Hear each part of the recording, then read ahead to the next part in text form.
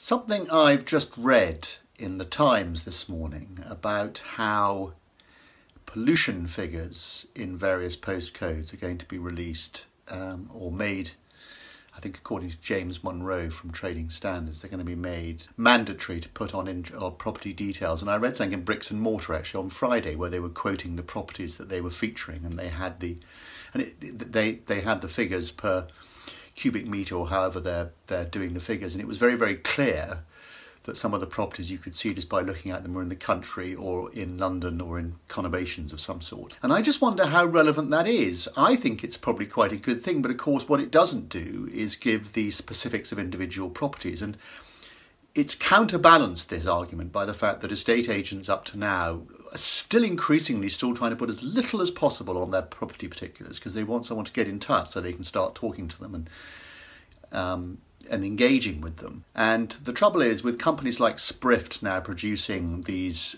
easy widgets that go on agents' websites that can show them details of absolutely everything to do with that property. This is another thing. So have we got to the stage, number one, where agents really need to be putting a lot more information on their property particulars, number one? Is it time for that?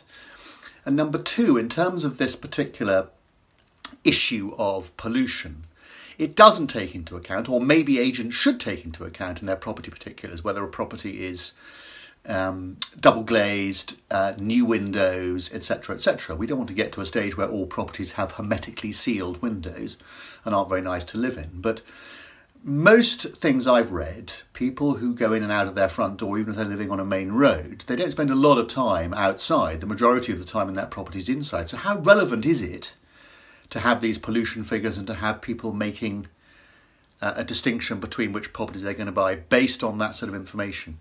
I think it's a fascinating area, but I'd love to hear from you whether you think that putting this information is a good idea, whether it actually makes a difference, and number three, should agents be putting more stuff on their own property details to inform? I mean, there are some companies coming out who are going to be able to provide data rooms so that there's going to be a lot more stuff available, rather like you see in auctions. And I think it's a fascinating subject. I'd be fascinated to hear what you think. Thanks.